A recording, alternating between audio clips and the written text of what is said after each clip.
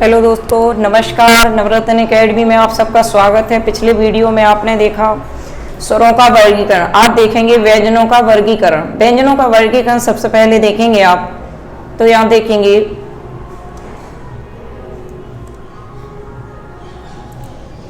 व्यंजनों का वर्गीकरण।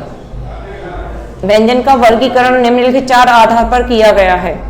ध्यानपूर्वक देखना है आपको। चार प्रकार से किया गया है। नंबर एक आता है आपका प्रयत्न के आधार पर। नंबर एक आता है आपका प्रयत्न के आधार पर। दूसरा आता है आपका स्थान के आधार पर। तीसरा आता है स्वर तंती के आधार पर और चौथा आता है आपका प्रणत्व के आधार पर। यहाँ आप समझ लेंगे कि व्यंजनों का मुख्य रूप से, जैसे यदि हम देखते हैं व्यंजन, सबसे पहले इसको ही देख लेना आपको। हमेशा व्यंजन शब्द जो है इसी प्रकार आपको लिखना है। आपको व्यंजन ऐसे ही लिखना है। व्यंजन का वर्गीकरण करते हुए आपको देखना है, मुख्य रूप से आप देखेंगे यहाँ पे, जो मैं नेक्स्ट वीडियो में पढ़ा चुकी हूँ, देखना है तीन प्रकार से आपको। तो यहाँ देखिएगा, सबसे पहले आपको पढ़ाया था स्पर्श। कौन सा व्यंजन? स्पर्श व्यंजन। इनकी संख्या कितनी है? तो इनकी संख्या आपकी 25 है। ये कहाँ से कहाँ तक है? ये का से लेकर आपके माँ तक हैं। का से लेकर आपके माँ तक हैं। ये देख लीजिए, यहीं पे समझ लेंगे। अब देखिए का से लेके, जैसे क, ख, ग, घ और अंग। इसी प्रकार से चा वाला आ जाएगा, चा, टा और यहाँ ता वर्ग, ता था दा धा दा मा। ठीक है, तो यहाँ पे और यहाँ पे आ जाएगा आपका पा।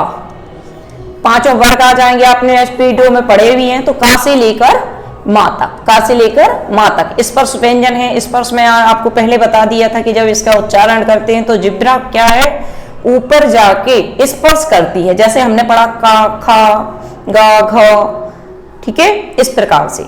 नेक्स्ट आता है आपका अंतस्थ व्यंजन। अंतस्थ व्यंजन। अंतस्थ व्यंजन आपकी संख्या होती है 4। या, रा, ला, वा।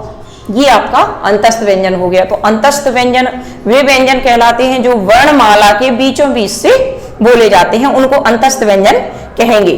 किसको कहेंगे? जो वर्णमाला के बीचों बीच से बोले जाते हैं। नेक्स्ट आता है आपका ऊष्म व्यंजन। ऊष्म व्यंजन या इसको संघर्षी व्यंजन भी कहते हैं। क्या कहते हैं? संघर्षी। संघर्षी व्यंजन भी कहते हैं। इनकी संख्या भी आप देखेंगे 4 है।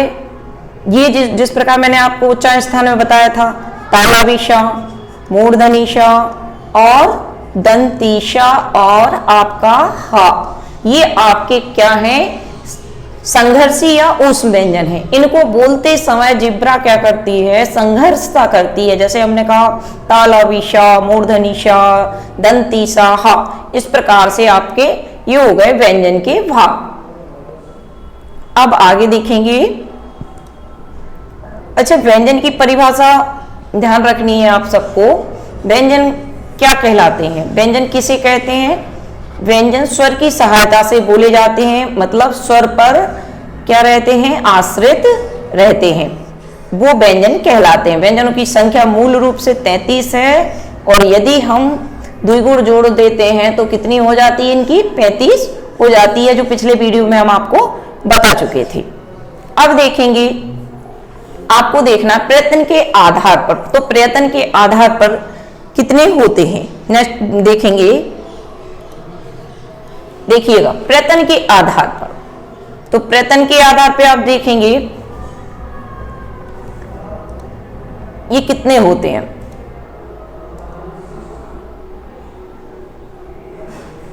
देखेंगे आपको प्रयत्न के आधार पर। देखिए, सबसे पहले मैं आपको पढ़ा चुकी हूं स्पर्श व्यंजन। स्पर्श व्यंजन वो व्यंजन कहलाते हैं जिसमें जिब्रा हमारे मुख के प्रत्येक भाग का स्पर्श करती है, उसे स्पर्श व्यंजन कहेंगे।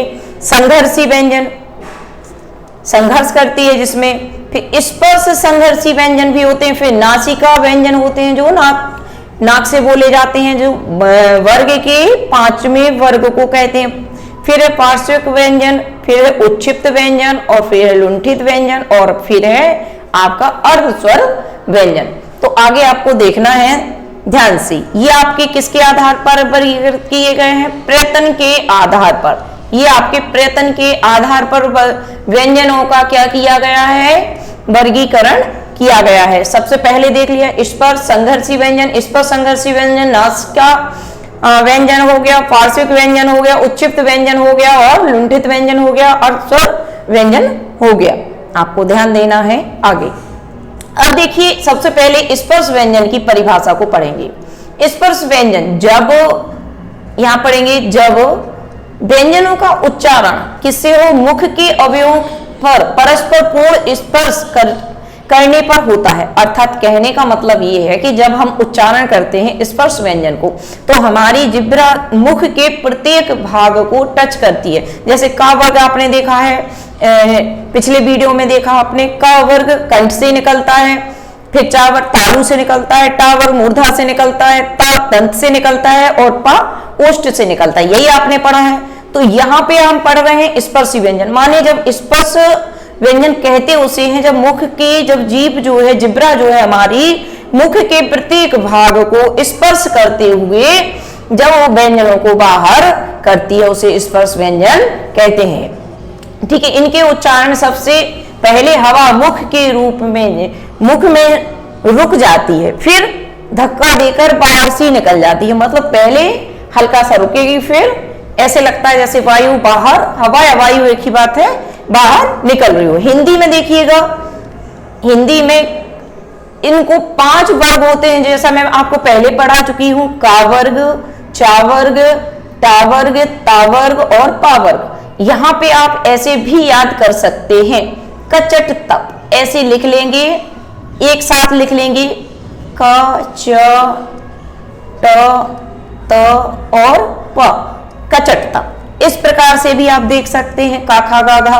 अंग, फिर यहाँ चा छा जा झा अंग, फिर यहाँ पे टा ठा डा ढ ण, और यहाँ पे ता था दा ध न, और यहाँ पे पा फा बा भा मा। इस प्रकार से आप इनको कर सकते हैं। एक साथ आपने बोल दिया। स्पर्श व्यंजन कौन से हैं? कचट तप। कचट तप अर्थात का से लेकर मां तक आपके क्या कहलाएंगे? स्पर्श व्यंजन कहलाएंगे। इनकी संख्या क्या है? तो 25 इनकी संख्या है। कितनी इनकी संख्या है आपकी? 25 संख्या इनकी है। ये आपको ध्यान रखना है। कितनी संख्या है इनकी? 25 संख्या है स्पर्श व्यंजन की। देखेंगे का वर्ग, देखेंगे सबसे पहले का वर्ग में देखिए का ख ग घ अंग। इसके बाद देखेंगे चा वर्ग। उच्चारण में पहले वीडियो में बता चुकी हूं, चा च छ ज छ अंग। फिर आप देखेंगे टा वर्ग, ट ठ ड ण और अणा। अच्छा, यहाँ पे एक चीज जरूर देख लेना है आपको, ये जो है द्विगुण आप आगे पढ़ेंगे, उसमें ये जो है ड, यही अड़ा और ये ढ, यही बन जाता है जो प और पेड़ में लगाते हैं। इसका जो कभी भी पूर्व रूप पूछा जाए तो आपको डा लगाना है और इसका ढा लगाना है। ठीक है, ये आपको ध्यान रखना है। ये जो आप लगाएंगे, इसका कभी पूछा जाए क्वेश्चन कि द्विगुण के जो है पूर्व रूप क्या है, तो ये आपका पूर्व रूप कहलाएगा। मतलब इसी से निकले हैं। उच्चारण स्थान भी इनका एक ही है, ध्यान रखना है। इनका उच्चारण स्थान जो इनका है टावर का है, यही इनका द्विगुण का भी है, तो इनको ध्यान रखना है, यहीं से ध्यान रखना है। ठीक है, अब चलते हैं इसकी तरफ। द्विगुण के बाद आते हैं आपके, द्विगुण हो गया आपका, फिर आते हैं ता वर्ग। ता में देखिए ता थ द ध न। उच्चारण मैंने आपको बताया दंत से होगा, दांतों में जाके जीभ टकराएगी आपकी। फिर आपका पा देखिए, जैसे मैंने आपको बताया था नेक्स्ट उप स्वर भी आ गए थे उसमें, तो इसमें देखिएगा आपको क्या देखना, पा होंठों से हो रहा है, पा फा बा भा और मा। कहने का मतलब आपका है स्पर्श व्यंजन आपके 25 होते हैं और ये कहां से कहां तक होते हैं? का से मां तक। कहां से होते हैं? का से मां तक आपके स्पर्श व्यंजन कहलाते हैं। ठीक है,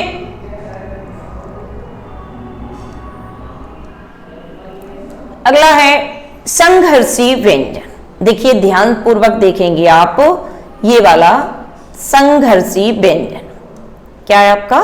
संघर्षी व्यंजन, ये वाला संघर्षी व्यंजन। नाम को देख के आपको या बोलने में क्या समझ में आ रहा? संघर्षी माने संघर्ष करते हैं ऐसे व्यंजन, जो संघर्ष करते हैं ऐसे व्यंजन। ध्यान रखना, नाम से ये स्पष्ट हो रहा है, इसमें नाम का संघर्षी माने संघर्ष करने वाले व्यंजन। देखिए नाम से स्पष्ट है, जिन वर्णों के उच्चारण में जब कुछ संघर्ष करना पड़े, हमें क्या करना पड़े? हमें कुछ संघर्ष महसूस हो जिब्रा को, जब व्यंजनों का उच्चारण करते समय दो अवयव इतने निकट आ जाए, माने उच्चारण स्थान इतने निकट आ जाए कि हवा दोनों के बीच संघर्ष करती हुई सी निकले, ये हल्का सा महसूस हो, उसे कहते हैं संघर्षी व्यंजन। देख लेंगे, फ, ज, स, ख और ग, ये आपको ध्यान रखना है, ये आपके क्या कहलाएंगे? संघर्षी व्यंजन आपके कहलाएंगे। नेक्स्ट चलते हैं स्पर्शी। स्पर्शी संघर्षी व्यंजन, ध्यान पूर्वक देखेंगे, यहां ऊपर है संघर्षी व्यंजन और यहाँ है स्पर्श संघर्षी व्यंजन। इस प्रकार से व्यंजनों के उच्चारण में पहले स्पर्श और बाद में संघर्ष होता है। इसमें क्या है? जब व्यंजनों का उच्चारण करेंगे तो दोनों अवयव इतने निकट आ जाते हैं कि हवा दोनों के बीच संघर्ष करती है केवल। लेकिन इसमें क्या है? इस वाले में क्या है? स्पर्श संघर्षी व्यंजन। इसमें क्या है? आपका सबसे पहले स्पर्श करेगी, ठीक है, इसके बाद संघर्ष करेगी। ठीक है, ध्यान देना है आपको, नहीं तो एक से हो जाएंगे आपके। देखिए व्यंजन भी अलग अलग है, यहाँ फा, जा, सा, ख, ग है, लेकिन यहाँ पे आपका चा, चा। अब जैसे आपने चा बोला तो पहले स्पर्श किया, फिर लास्ट में उसने संघर्ष किया। इसी प्रकार छा बोला तो पहले वो स्पर्श करेगा ऊपर, ठीक है, फिर आपका संघर्ष करेगा। इसी प्रकार झ, ठीक है। आगे पढ़ते हैं नासिका। क्या है ये? नासिका। नासिका में देखेंगे, नासिका सभी जानते हैं, पिछले वीडियो में भी मैंने बताया था। देख लेंगे प्रत्येक वर्ग का क्या होता है? पांचवा जो है वर्ग, वो क्या कहलाता है? नासिक व्यंजन कहलाते हैं। जिन व्यंजनों के उच्चारण में हवा नाक से निकलती है वे नासिक कहलाते हैं, और व्यंजनों के पांचवें वर्गों के पंचम वर्ण नासिक कहलाते हैं। अच्छा, एक चीज और आपको यहीं से ध्यान रखनी है, यदि आप यहां पे ये वाला बोल रहे हैं अंगा, तो इसको बोलते समय साथ में नाक तो काम करेगी ही, मुख भी रहता है, ठीक है। तो ये तो नासिका तो है ही, अगर ऑप्शन में आपका मुख भी है तो भी आपको लगा देना है। दूसरी चीज है आपको, यदि ये नासिका के साथ कंठ भी इसके साथ आएगा, ठीक है ना, कंठ भी इसके साथ आएगा। इसी प्रकार से क्रम चलता जाएगा, चा, छा, जा, झा, औवा, इसका भी च, तालु वाला है ये, ठीक है, ये तालु से भी निकलेगा। नासिका तो है ही, नासिका वह पांचों वर्ण तो है ही, साथ में यदि ऑप्शन में कभी आता है नासिका प्लस कंठ तो भी आपको ये लगा देना है। फिर टा, टा, ठा, डा, ढा, अड़ा, मूर्धा, ये वाला जो है मूर्धा के साथ भी आता है, आपने पिछले वीडियो में देखा है। फिर आपका ना, दंत, ताथा, दाधा, ना, दंत भी आता है, नासिका तो आ ही रही है। फिर है मां, तो मां, उप्पू, जैसे मैंने पहले बताया था, उप्पू, पा, ओष्ठ से आता है, तो ये आपका आता है ओष्ठ, ओष्ठ से आएगा, ठीक है। तो ये आपको समझना है कि ये पांचों जो है नासिका तो है ही, साथ में कंठ है, तालु भी है, मूर्धा भी है, दंत भी है, ओष्ठ भी है। कहीं किसी भी प्रकार से क्वेश्चन आए आपको ध्यान देना है इसको कि ये भी आ सकता है। ऐसा नहीं है कि केवल आपका नासिका है तो नासिका पढ़ लिया हो गया काम, ऐसा नहीं है। आपको साथ में उसके उच्चारण भी देखना है कि मैंने पिछले वीडियो में पढ़ाया भी है आपको उच्चारण स्थान, वहीं इसे आपको देख लेना है। नासिका तो है ही। नेक्स्ट देखते हैं, देखिएगा अगला है आपका पार्श्विक व्यंजन।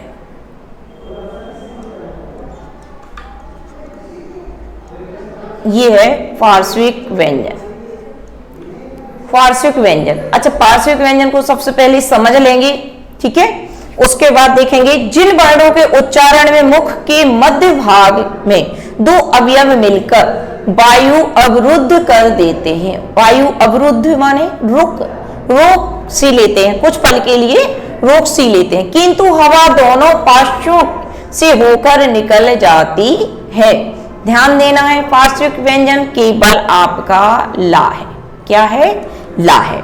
वहां अंतस्थ, वहां पे आपने अंतस्थ में यारा ला हुआ पढ़ा। अगर अलग से ला को पूछा जाता है तो ये क्या है? पार्श्विक व्यंजन कहलाता है। कैसा व्यंजन है? इसकी परिभाषा है जिस वर्ण के उच्चारण में मुख के मध्य भाग में दो अवयव मिलकर वायु अवरुद्ध कर देते हैं, किंतु हवा दोनों पार्श्वों के से होकर निकल जाती है, उसे क्या कहेंगे? पार्श्विक व्यंजन कहते हैं। और पार्श्विक व्यंजन कौन सा है? केवल ला है। अब ये यहाँ पे देखिए, ये गलत हो गया, उच्छिप्त है। क्या है ये? उच्छिप्त व्यंजन, या इसको एक और कहते हैं, यहां देख लेंगे, द्विगुण। क्या कहते हैं? द्विगुण व्यंजन भी कहा जाता है। दोस्तों ध्यान पूर्वक देख लीजिएगा, द्विगुण व्यंजन पहले मैंने आपको बता दिया था, ठीक है। द्विगुण व्यंजन ये और ये, ठीक है। अच्छा, अब आप देखेंगे इनके उच्चारण में जिब्रा नोक कठोर तालु को छूकर, जिब्रा की जो नोक है आगे वाला भाग है, जिसमें मैंने अग्र वाला पढ़ाया था, उसी प्रकार नोक जो है वो तालु को छूकर झटके से नीचे आकर वायु निकालती है, उसे क्या कहेंगे? उच्छिप्त व्यंजन कहेंगे। अक्षिप्त नहीं, क्या कहेंगे? उच्छिप्त कहेंगे। क्या कहेंगे इसको? उच्छिप्त कहेंगे।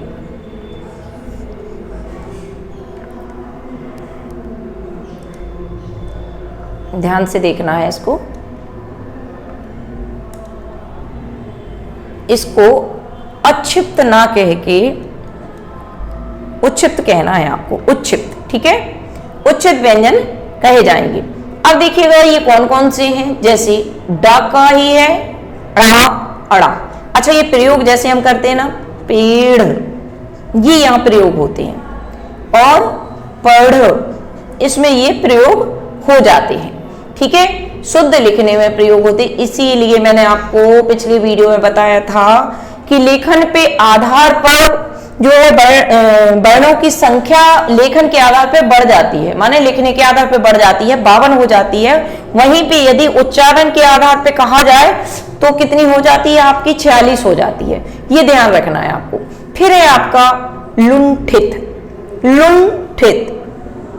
लुंठित व्यंजन, जिन व्यंजनों के उच्चारण में हवा मसूड़ों के पास आकर कुछ कंपनता उत्पन्न करती है, अर्थात कुछ कंपन हल्का सा महसूस होगा, उसे लुंठित व्यंजन भी कहते हैं।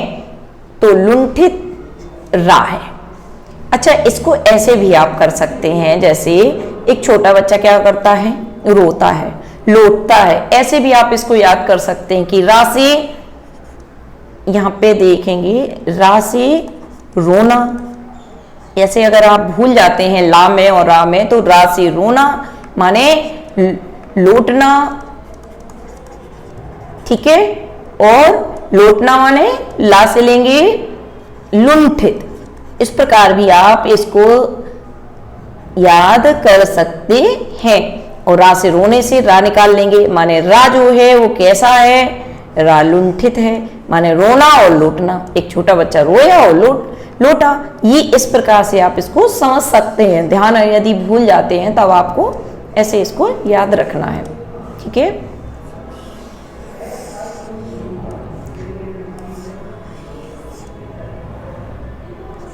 अब देखिएगा आगे, यानी ये समझ में आ गया आपको, जिन व्यंजनों के उच्चारण में हवा हल्का सा कंपन महसूस करे, जैसे रा, राम ऐसे बोलते हैं ना, तो वो आपका लुंठित कहलाएगा। अगला देखिएगा ऊर्ध्व व्यंजन। ऊर्ध्व व्यंजन, ऊर्ध्व व्यंजन में हिंदी में आपको या और वा, ये आपने चारों जब पढ़े थे, चारों पढ़े थे, क्या क्या पढ़ा था यहाँ पे देख लेंगे। अंतस्थ में पढ़ा था आपने, अंतस्थ में पढ़ा था आपने, क्या पढ़ा था आपने, पढ़ा था या, रा, ला और वा, यही पढ़े थे आपने। लेकिन देखिए इनको अलग अलग कहेंगे, इसको क्या कहते हैं, लुंठित कहते हैं, इस ला को क्या कहते हैं, पार्श्वित कहते हैं, और वा और या को क्या कहेंगे, इन दोनों को क्या कहेंगे आप, ऊर्ध्व, ऊर्ध्व व्यंजन कहते हैं। ये ध्यान रखना है। यहाँ अंतस्थ चारों यदि पूछे जाते हैं तो अंतस्थ भी है और साथ में इनको ऊर्ध्व भी कहते हैं, लुंठित रा को कहते हैं और ला को पार्श्विक व्यंजन कहते हैं। ये आपको यहाँ पे ध्यान रखना है, ठीक है।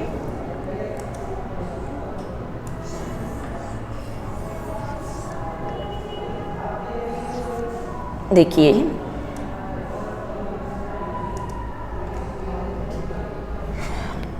अब देखेंगे हिंदी में ऊर्ध्व व्यंजन। देखिए सबसे पहले या और वा ऊर्ध्व व्यंजन है, या इसके उच्चारण में ओंठ फैल जाते हैं। या जो है इसका जब हम उच्चारण करेंगे तो इसमें क्या है, ओंठ फैले या कभी तटस्थ माने किनारों को मिला देते हैं। या जैसे या बोला है आपने या, तो आपके ओंठों को हल्का सा मिला देगा। अब यहाँ देखेंगे वा ओठ फैले रहते हैं, इसमें क्या है, हल्का सा ये मिला दे या। लेकिन यहाँ पे यदि वा को देखेंगे कंठोष्ठ होता है इसका उच्चारण स्थान, आपको पहले बताया था, लेकिन यहाँ पे इसके उच्चारण में ओठ फैले रहते हैं। फिर देखिएगा अगला स्थान के आधार पर, स्थान के आधार पर उच्चारण स्थानों के आधार पर व्यंजनों को निम्नलिखित भागों में बांटा गया है। उच्चारण के आधार पर आपके निम्नलिखित वर्गों में बांटा गया है। देखिए वही है, कंठ है, तालु है, मूर्धा है, आपका दंत है, ओष्ठ है और नासिका है, बतस्थ व्यंजन है और दंतोष्ठ व्यंजन है। जैसा कि मैंने आपको बता दिया, जैसे आपको एक मैंने पिछले वीडियो में बताया था, आपने जैसे अकुहा लिखा, अकुहा ऐसे लिखा ना, अकुहा ऐसे लिखा, तो आ से आप स्वर पढ़ ही चुके हैं, दोनों आ जाएंगे, ठीक है। और यहाँ पे यदि का पढ़ा तो ये कंठ जो निकल रहे हैं ये सारे कंठ से ही निकल रहे हैं, तो यहाँ पे क्या होगा आपका, का वर्ग आएगा। क्या आएगा आपका, का। तो का में क्या कहा जाएगा, क, ख, ग, घ और औ, क्या आ जाएगा, औ। ये आपके जो है का आ जाएगा। फिर यहां से आप देखेंगे तो हा आ जाएगा आपका, और यहां से देखेंगे तो अयोग वाला आहा आ जाएगा। माने विसर्ग का भी कंठ से उच्चारण होता है, ठीक है। ये आपको ध्यान रखना है। ये हम पहले पढ़ा चुके हैं जब स्वरों का एक साथ स्वर और व्यंजनों का सारे उनका वर्णन किया था तब। अब ये अलग अलग है इसलिए अलग अलग इसको देख लेंगे, ठीक है। अब देखेंगे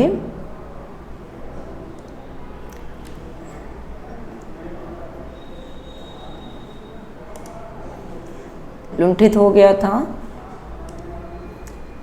ये हो गया आपका। अब देखिएगा कंठ व्यंजन।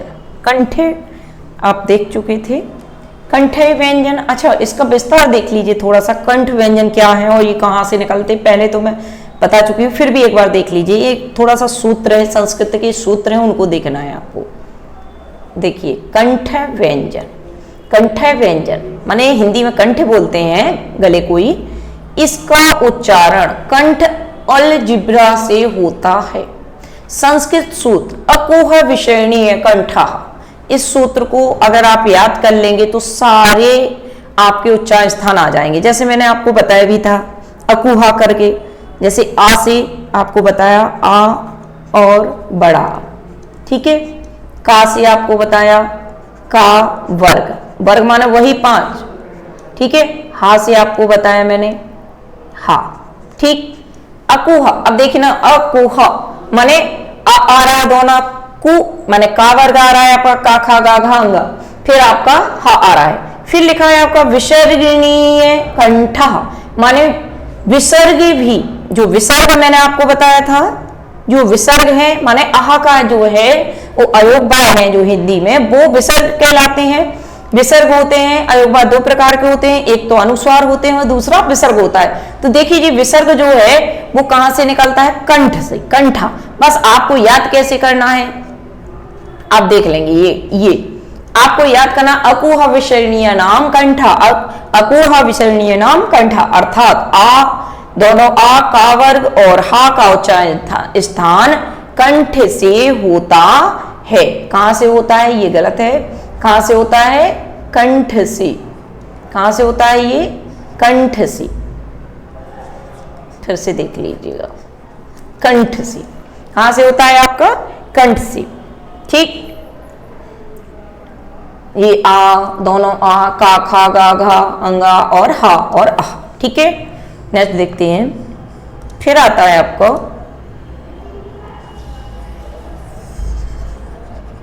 ठीक,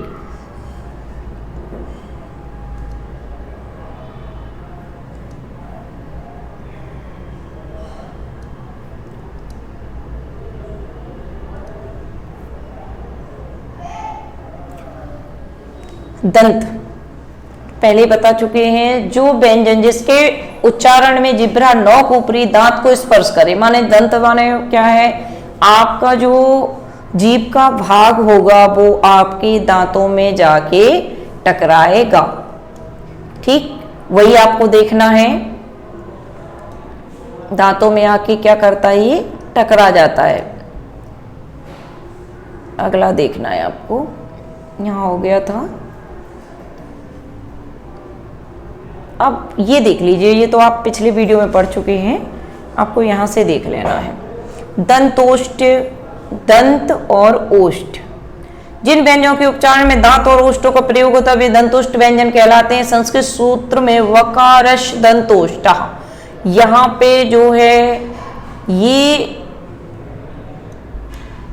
एक सेकेंड, ये जो है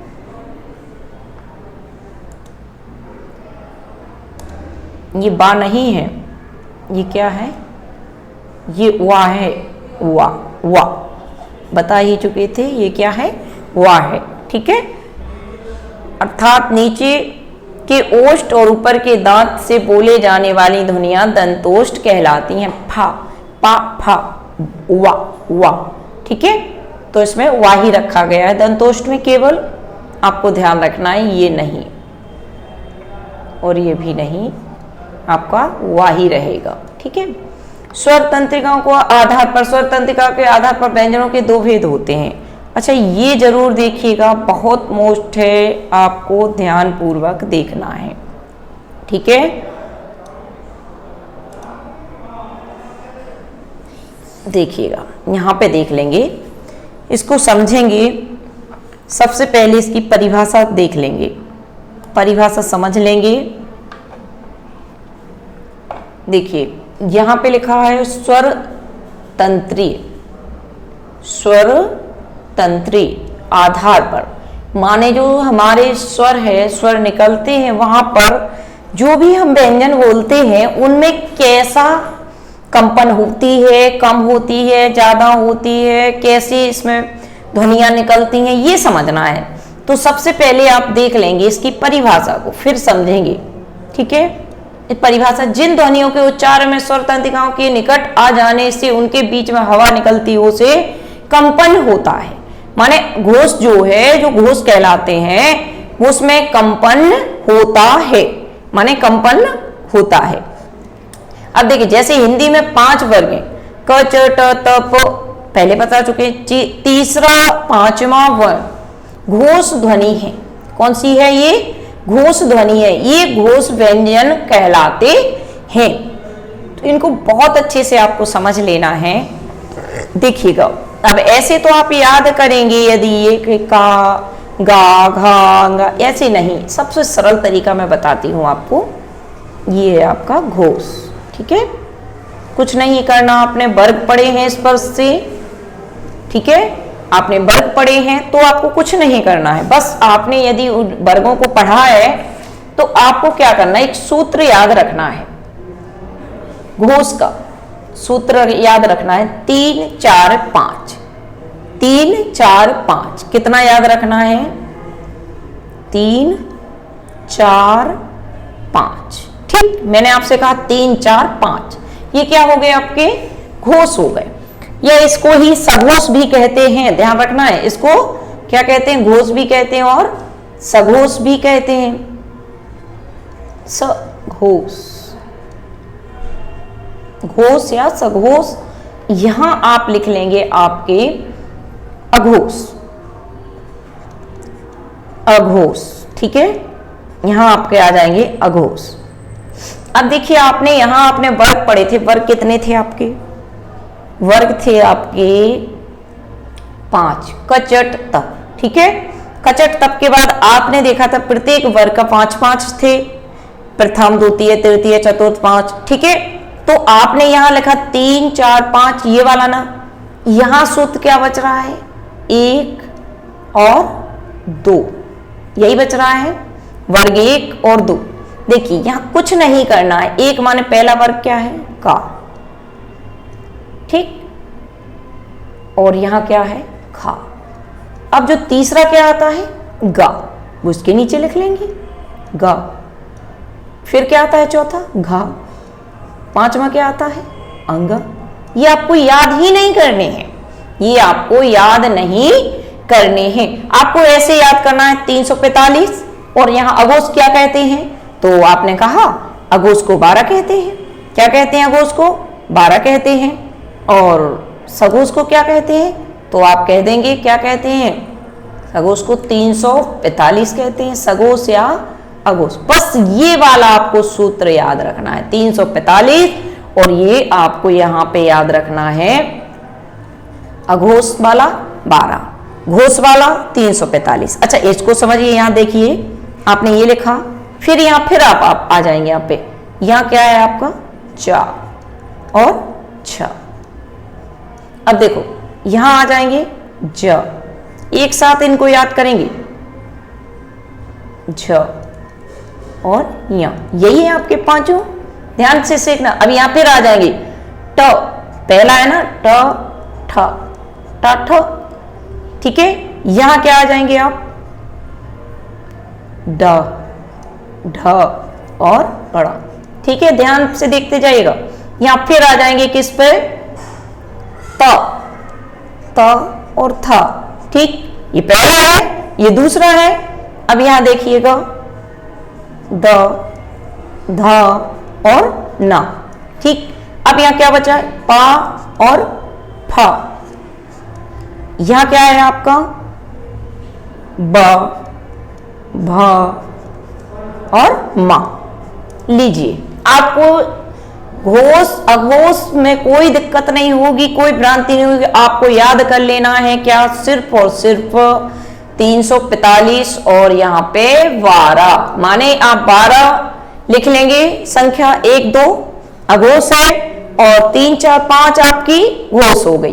अब इसके साथ आपको ध्यान रखना है कि इसके साथ जो है आपके ऊष्म व्यंजन भी आ जाते हैं, यहां नहीं दिए हैं, आपके ऊष्म व्यंजन भी आ जाते हैं, घोष के साथ आ जाते हैं आपके या रा ला वा, या रा ला और वा, ये भी साथ में आ जाते हैं इसके, ठीक है, घोष के अंतर्गत ये भी आ जाते हैं, या रा ला वा, या रा ला वा आ जाते हैं। ये तो आपको पता है अंतस्थ है, साथ में इसके हा भी आ जाता है, घोष के अंतर्गत आ जाता है, ठीक। अब क्या बचता है, उसमें तीनों सा बचते हैं, तालवी सा, मूर्धनी सा, दंती सा। ये देखिए, माने ये ऐसे भी याद कर सकते हैं कि अघोष वालों ने इस हा को अपने यहां से हटा दिया था, इन लोगों ने यहां से अपने को हा को हटा दिया और घोष वालों ने इसको ग्रहण कर लिया। तो आपको याद करेंगे आप कैसे, 345 आपने कैसे याद किए, 345 आपने याद किए कि घोष है और जो बचे हैं वो क्या है,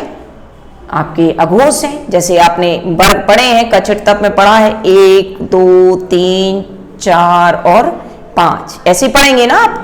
का वर्ग लिखेंगे, देखिए का, खा, गा, घा और औ, ये लिखा है आपने। तो ये पहला वर्ग है, ये दूसरा है, ये तीसरा है, ये चौथा है और ये पांचवा है। तो यहाँ पे आप क्या करेंगे, यहाँ पे आप ये करेंगे कि आप ये इसको, ये वाला जो है ये संख्या आपकी अघोष हो गई और ये आपकी क्या हो गई, आपकी सघोष या घोष हो गई। ठीक है, इतना समझ में आया। देखिए ये भी देख लीजिए थोड़ा सा, ये वाला अघोष। जिन व्यंजनों में उच्चारण में स्वर तंत्र का ना तो निकट आती हैं और ना ही उनके बीच से गुजरती हवा में किसी प्रकार का कंपन होता है, वे अघोष ध्वनियां कहलाती हैं। ना ही उनके बीच से गुजरती हैं, हवा में किसी भी प्रकार का कंपन ना हो, माने सीधा सीधा कहें यदि हम कि अघोष में कंपन नहीं होता है और इसमें होता है घोष में, बस इतनी सी बात समझनी है। दूसरी समझनी है सूत्र को आपको। क्वेश्चन ऐसे बन जाता है कि घोष वर्ण बताइए, घोष व्यंजन कौन कौन से होते हैं, तो घोष व्यंजन ये हैं आपके, ये हैं, इनकी संख्या भी पूछ ली जाती है आपसे। ठीक है, तो आपको संख्या निकाल लेनी है। इधर आपसे अघोष में पूछी जा सकती है, तो ये आपका अघोष भी आ गया। ठीक है, ये आपको ध्यान रखना है, बस इतनी सी बात है आपको, ये आपको ध्यान रखना है। ठीक, इतना ध्यान रखना है। ये सूत्र आप लिख लीजिए, जितने आपने वर्ग पढ़े हैं ना पहले, वो आप सूत्र लिख लीजिए ध्यान से। ठीक है,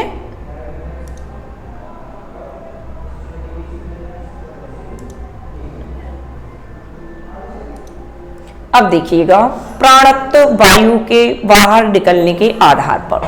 प्राणत्व, सबसे पहले आप प्राण को समझिए। प्राण क्या है? प्राण नाम से समझ में आ रहा होगा।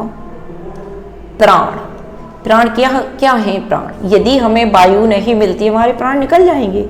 यही है प्राण का अर्थ। प्राण माने वायु, सबसे पहले इसको समझ लो। प्राण माने वायु, वायु माने हवा, हवा का ही पर्यायवाची है। तो प्राणत्व के आधार पर, माने ये वायु या हवा कैसे निकलती है, किन वर्णों को बोलते समय कितना निकलता है, ये समझ लेना है सबसे आपको। तो सबसे पहले आप देखेंगे प्राणत्व के आधार पे, प्राणत्व के आधार पर शब्दों के दो भेद होते हैं। पहला अल्प प्राण, ये भी बहुत मोस्ट है, जैसे अघोष सघोष है, ये भी बहुत मोस्ट है, आपके ध्यान रखना है आपको। अल्प प्राण, देखिएगा अल्प प्राण नाम से ही, अल्प माने कम, अल्प माने कम और महा माने महान, माने ज्यादा। तो अल्प प्राण को देखेंगे सबसे पहले, जिन वर्णों के उच्चारण में हवा का प्रभाव मुख से बाहर निकलता है, निकलने की कम अधिकता रहती है, माने अल्प प्राण का मतलब है कम वायु। कम वायु, जिन वर्णों के उच्चारण में हवा का प्रभाव मुख से बाहर निकलना, अर्थात हवा का कम अधिकता रहती है, हवा का बल कम हो, उसे अल्प प्राण कहते हैं। एक सूत्र बहुत प्यारा है आपका, ये वर्णानाम प्रथम तृतीया पंचयण अल्प प्राण। ध्यान पूर्वक देखिएगा, ये कह रहा है वर्णानाम प्रथम, माने वर्णों का प्रथम। आपने कचट तक पढ़े हैं, वही कह रहा है ये वर्णों का प्रथम, पहला नंबर, तीसरा ले लिया, और ये कह रहा है 5। अभी आपने 45 सूत्र पढ़ा था, 345 बार पढ़ा था। नेक्स्ट आप उसमें आपने पढ़ा था किसमें, घोष में और अघोष में। अब ये ध्यान पूर्वक देखिए, इसको याद कर लें। वर्णानाम प्रथम, तृतीया, पंचम और अल्प प्राण, माने पहले वर्णों के पहले वर्ग को, तीसरे वर्ग को, ये पहले वर्ग को, तीसरे वर्ग को और पांचवें को क्या कहते हैं? तो ने कहा इसको भाई अल्प प्राण कहते हैं। क्या कहते हैं इसको? अल्प प्राण कहते हैं। तो यहां देखेंगे, यहां डाली ले लेंगे आपका क्या, अल्प। यहां देखिए अल्प, अल्प की आपने परिभाषा देखी, अल्प प्राण माने हवा जिसमें वायु कम हो, प्राण माने वायु कम हो। तो अल्प प्राण का यहां पे हम सूत्र लिखेंगे। सबसे पहले क्या लिखेंगे, 1, 3 और 5, यही कहा था उनने। तृतीया माने 3, पंचमी माने 5। यणस्य अल्प प्राणा, और यण, यण अर्थात यार अलावा, यण माने अंतस्थ व्यंजन। ठीक है, आपको ध्यान पूर्वक देखना है। अल्प प्राण 135 अंतस्थ व्यंजन, ऐसा भी आप याद कर सकते हैं। 135 अंतस्थ, अंतस्थ 135 अंतस्थ, ऐसे ध्यान पूर्वक देखिए। जैसे आपने वो अगोस अगोस देखी थी, इसमें भी देखिए। अब वर्ग का पहला है तो क्या है आपका, का, यही है। देखिए यहां पे देख लीजिए, अब खा छोड़ देंगे, क्या आ जाएगा, गा, और ये आपका है 5वां अंगा। इसी प्रकार से आपका देखिए, ये देखिए, ये है। फिर दूसरा चा, छ, च, ज, य, टा, ठा को छोड़ देंगे। ये देखिए, माने ये पहला है, ये तीसरा है, और ये 5वां है। ये भी पहला है, ये तीसरा है, और ये 5वां है। अब देखिए ये जो दिया है आपका या लावा, ये आपके क्या है, या, रा, ला और वा, ये क्या है, अंतस्थ व्यंजन है। ये क्या है, अंतस्थ व्यंजन है। तो आपको याद क्या करना है, आपको याद करना है 135 अल्प प्राण अंतस्थ, 135 अल्प प्राण अंतस्थ, या फिर 135 अंतस्थ अल्प प्राण, अर्थात 135 अंतस्थ अल्प प्राण होते हैं। और आपको सारे याद हो जाएंगे। ऐसे यदि आप याद करेंगे कि चा, छा, ये, इसमें तो आपको भ्रांति हो जाएगी, आपको भ्रम हो जाएगा। ऐसे नहीं याद करना है आपको तो बस सूत्र लिखना है। कैसे लिखना है, देखिए आपने लिखा अल्प प्राण, लिख लिया आपने अल्प प्राण। अब यहां पे आप लिखेंगे 135 अंतस्थ, अंतस्थ, बस आपको याद हो गए। अब आपको पता है कि वर्ग एक का है, का, च, ट, त, प, ये वाला है। तीसरा वर्ग कौन सा है और चौथा वर्ग कौन सा है। इसके बाद देखिएगा आप पढ़ेंगे महाप्राण। महाप्राण में देखिए वही है अल्पप्राण, महाप्राण जिन व्यंजनों के उच्चारण में हवा की अधिकता हो या श्वास बल अधिक हो, माने मैंने पहले बताया था अल्प माने कम हो और महा माने अधिक हो, अर्थात वायु मुख द्वार से ज्यादा समय तक बाहर निकलती हो, उसे क्या कहेंगे, महाप्राण कहते हैं। महाप्राण के उच्चारण में हवा में आकार जैसी ध्वनि रहती है, माने जैसे आकार बना, और इसका उच्चारण श्रम के साथ करना पड़ता है। माने अल्प को यदि हम करते हैं तो कम करना पड़ेगा, लेकिन महा को करते हैं तो ज्यादा करना पड़ता है। ठीक है, श्रम माने मेहनत। तो यहाँ पे एक सूत्र भी दिया है, देखिए बहुत अच्छा सूत्र है आपका, वर्णानाम द्वितीया चतुर्थ सल शिव महाप्राण। अब आप यहाँ पे एक बार फिर समझ लेंगे, सारे इसको समझा देंगे। अल्प प्राण को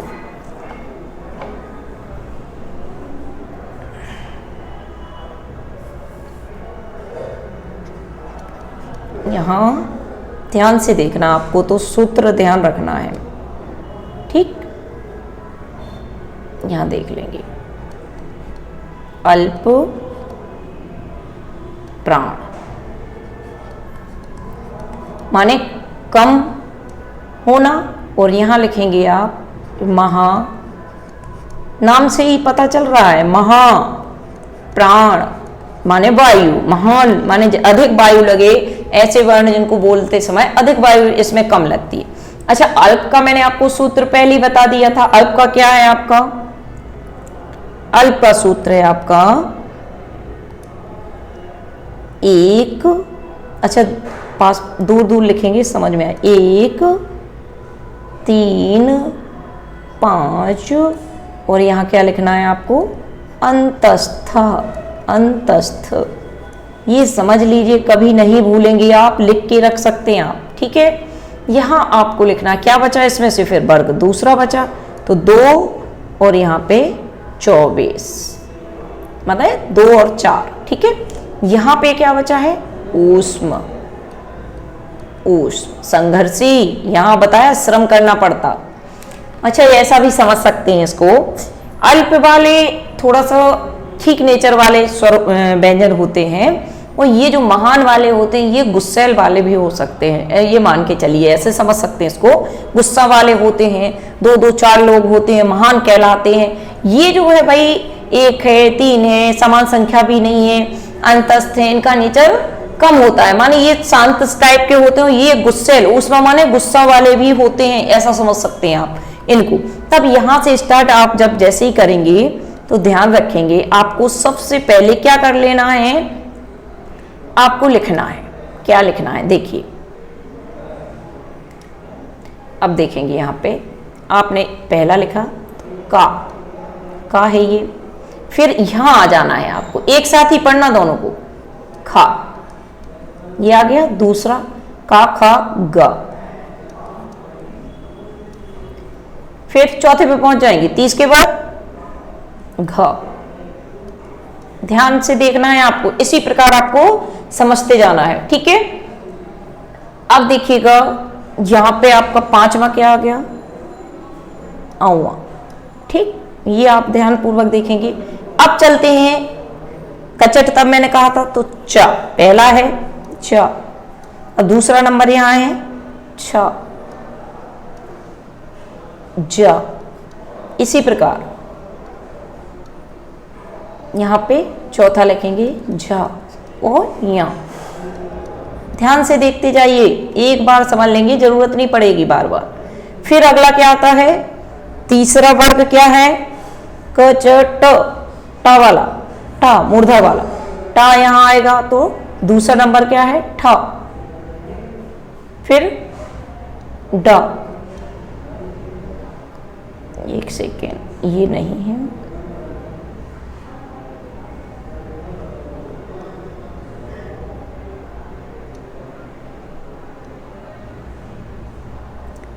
ये आएगा आपका डा।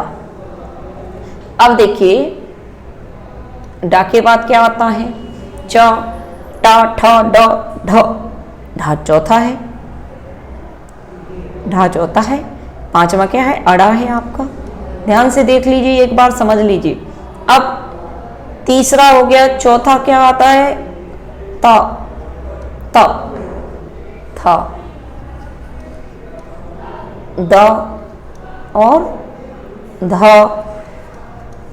और ना। अब ध्यान से देखते जाइएगा, फिर क्या है प, तो प, फ, तीसरा आता है व और भ यहां, और ये मां आ गया। देखिए अब आपको क्या रटना है, क्या याद करना है, कुछ नहीं करना है, आपको याद रखना है सिर्फ और सिर्फ ये संख्या। पेपर में आप जाइए, ये संख्या याद रखिए, केवल क्या आपको रखना, 135। अंतस्तः अल्प प्राण, जो बचती है संख्या वो क्या है, 24 ऊष्म।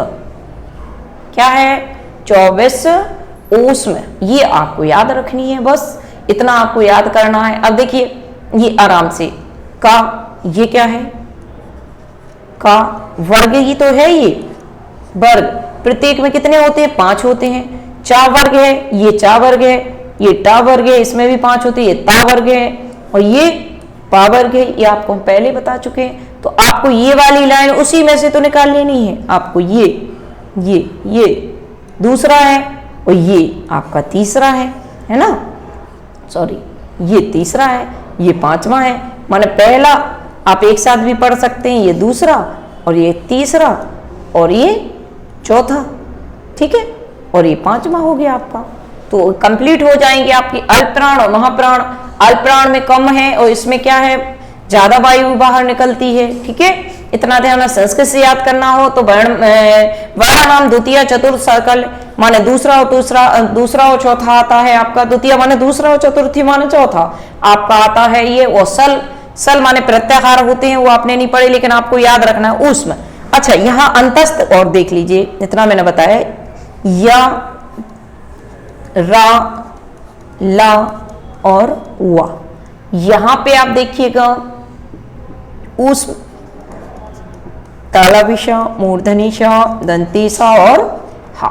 ये आपके साथ में चलेंगे। ये इतना याद आपको रखना है, ये भी आपके साथ में चलेंगे। बस इतना आपको याद रखना है कि अल्पप्राण और महाप्राण क्या है, इनका सूत्र याद रख लीजिए आप।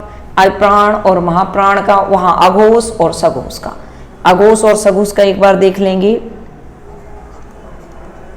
अघोष, ठीक, ऐसे भी देख सकते, और घोष, अघोष और घोष, ठीक है, अघोष और घोष। घोष को देखेंगे, अघोष को देखेंगे 12, अघोष क्या है 12, बस इतना ही याद रखना है। 12 और तीनों 7, इसमें से हा को तो हटा दिया था इन लोगों ने, तो अब जो बचते हैं, क्या संख्या बचती है वर्गों की, 3, 4, 5। अब इसमें क्या याद करना है, यहाँ पे क्या बचता है, या, रा, ला, वा, और ये लोग क्या थे, अघोष वालों ने हा को हटा दिया था, तो हा इसमें आ जाएगा। बस ये आपके क्या हो गए, अघोष अघोष हो गए, ये आपके अल्पप्राण और महाप्राण हो गए। अब क्या कठिन लग रहा है, कुछ नहीं है। यहाँ पे अगर इनको याद करेंगे तो ये 24 है, और इसको याद करना है तो 135 है ये सूत्र। ये अंतस्थ है और ये ऊस में, इसमें भी ऊस में उल्टा है, ऊस में, लेकिन हा नहीं है इसलिए ऊस नहीं बोल पाएंगे पूरा, तीनों सा बोल दीजिए और यार अलावा और हा बोल दीजिए, तो आपके ये हो जाएंगे, कंप्लीट हो जाएंगे आपके पूरे। ठीक है,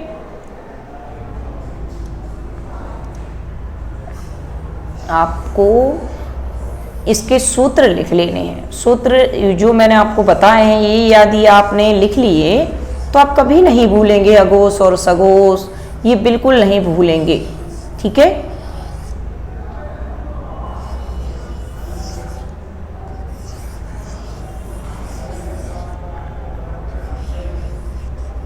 ठीक है, ये ध्यान रखना है आपको। देखिए अब यहाँ पे आप ध्यान रखेंगे संख्याओं को केवल। ठीक है, एक बार और देख लेते हैं, ऐसे देखेंगे इसको। यहाँ देखिए अल्प प्राण, ऐसे सूत्र डाल लीजिए आप। ठीक है, अल्प प्राण यहाँ आप डाल लीजिए महाप्राण। इन चारों को एक साथ पढ़ लीजिएगा, इसमें से एक क्वेश्चन जरूर आता है। अल्प प्राण, जैसे अल्प कहा ना तो आ से याद रखना है 1 नंबर, सॉरी इससे दूसरे कलर से कर दें। अल्प से याद रखेंगे आप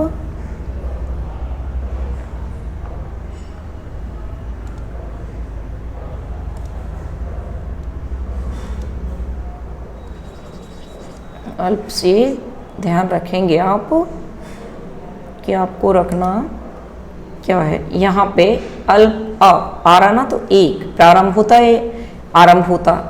अल्प प्राण आ गया आपका 1, 3 और 5, ये बस इतना लिख लेना है आपको।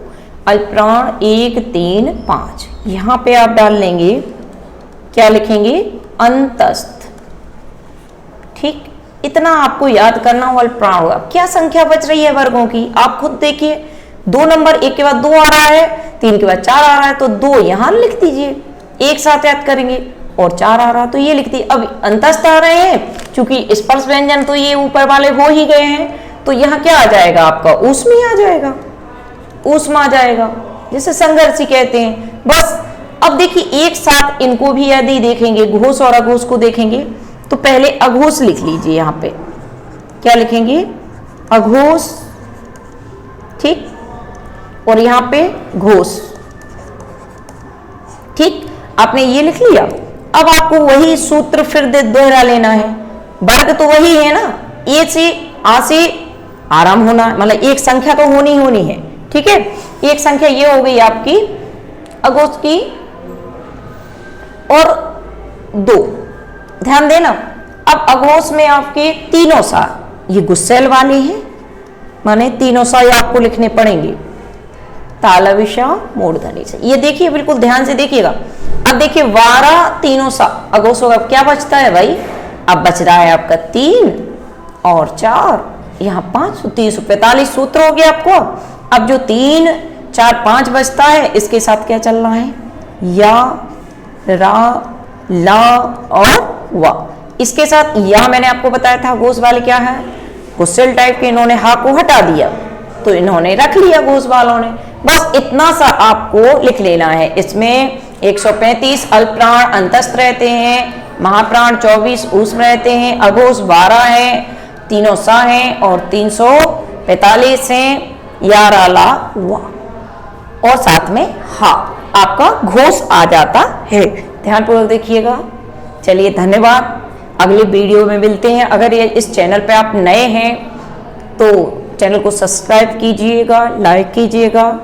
धन्यवाद, अगले वीडियो में मिलते हैं।